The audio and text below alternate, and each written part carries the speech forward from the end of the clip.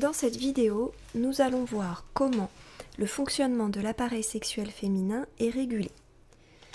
Nous allons suivre plusieurs organes au cours du cycle menstruel. Tout d'abord les ovaires, ensuite la muqueuse utérine, aussi appelée endomètre, et le col de l'utérus, ici rempli par la glaire cervicale. Le col de l'utérus, c'est le passage entre le vagin et l'utérus. Nous allons aussi suivre le fonctionnement du complexe hypothalamo-hypophysaire avec l'hypothalamus et l'hypophyse. Nous pourrons aussi voir sur ces graphiques ici la concentration en hormones hypophysaires, la LH hormone lutéinisante et la FSH hormone folliculostimulante, et la concentration en hormones produites par les ovaires, œstradiol et progestérone. Le cycle commence le premier jour des règles. Donc le premier jour du cycle, c'est le premier jour des règles. Les règles correspondent à la destruction de la muqueuse utérine. Au début de la phase folliculaire, il y a très peu d'œstradiol et très peu de progestérone.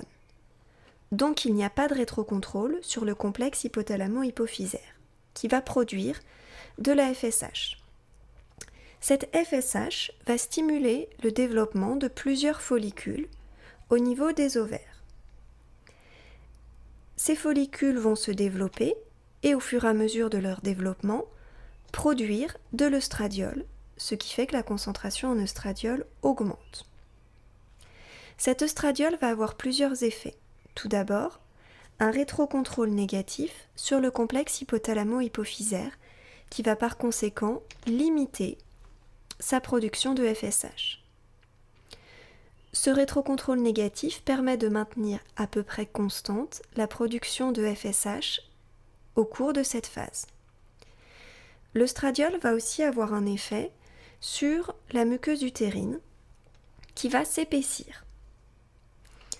Le fait que la concentration en FSH soit constante va avoir pour effet de détruire plusieurs follicules, sauf un, qui va s'appeler alors le follicule dominant. Ce follicule va se développer et produire de plus en plus d'œstradiol. Cet œstradiol a toujours pour action d'épaissir la muqueuse utérine et exerce toujours un rétrocontrôle négatif sur le complexe hypothalamo-hypophysaire, ce qui fait que la quantité de FSH diminue. La quantité d'œstradiol continue à augmenter au cours du temps, ce qui va avoir plusieurs conséquences, toujours un épaississement de la muqueuse utérine, mais aussi une modification de la glaire cervicale. Cette glaire cervicale va devenir plus lâche, ce qui va permettre éventuellement de laisser passer les spermatozoïdes. Vers le jour 13, le follicule a continué son développement et il produit une forte quantité d'œstrogène. On le voit ici, la quantité d'œstradiol a fortement augmenté. Ceci va avoir pour conséquence de changer le rétrocontrôle exercé sur le complexe hypothalamo-hypophysaire, qui va non plus être négatif mais positif. Le complexe hypothalamo-hypophysaire va donc produire plus de FSH mais aussi plus de LH. Le follicule ainsi stimulé va produire encore plus d'œstradiol et donc le complexe hypothalamo-hypophysaire va être encore plus stimulé et va encore plus stimuler les ovaires.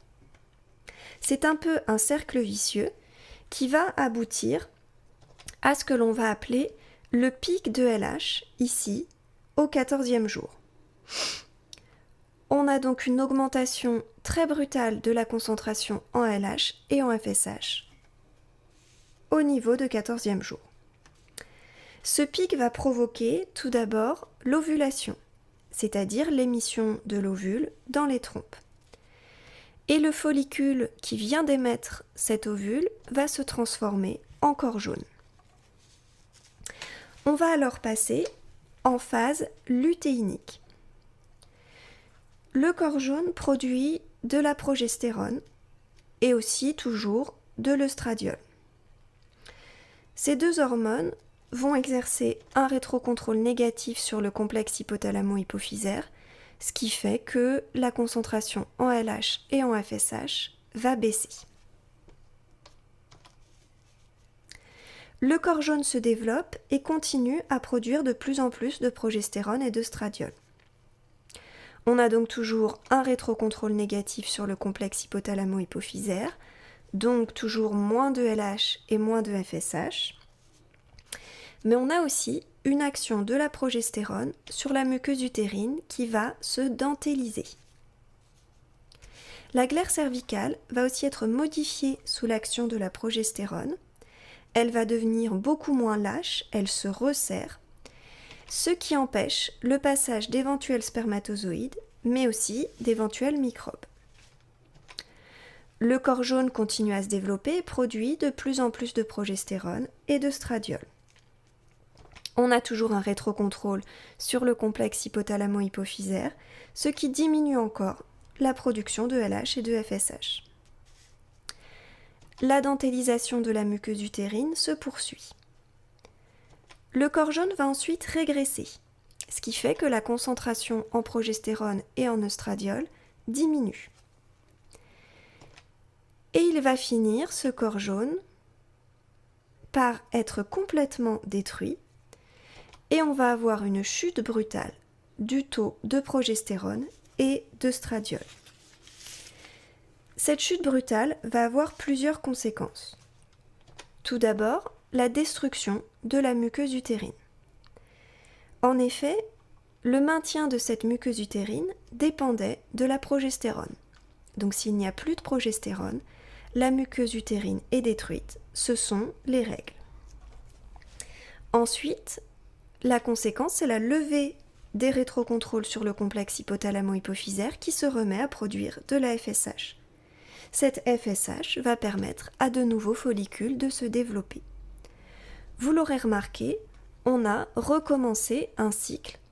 Donc le jour 29 est en fait identique au jour 1, c'est le début des règles, et le cycle va ensuite continuer. Voilà, j'espère que cette vidéo vous a bien permis de comprendre la régulation de l'appareil reproducteur féminin et je vous remercie pour votre attention.